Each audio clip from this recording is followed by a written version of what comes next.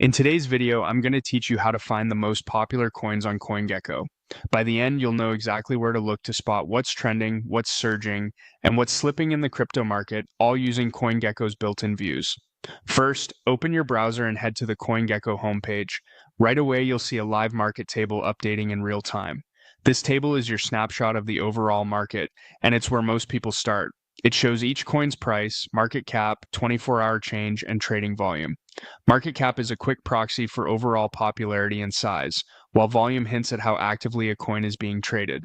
From here, click the All View to see the full list of top coins. This is the broad, no-frills overview and is perfect for understanding which large-cap coins are leading the market on any given day.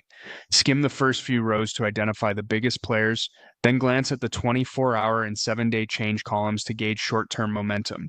High volume combined with sustained gains can signal strong interest, while big moves on tiny volume may be less reliable. Next, switch to the Highlights section.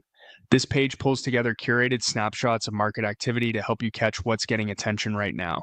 One of the most useful areas here shows trending coins. Trending doesn't always mean biggest by market cap.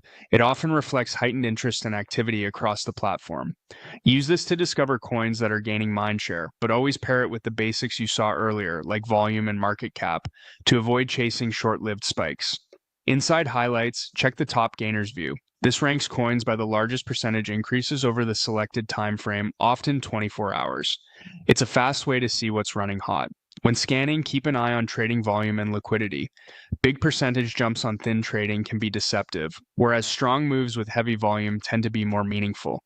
Also consider whether the move is part of a multi-day trend or a single-day event. Then review the top losers view. This shows the largest percentage drops over the same time frame.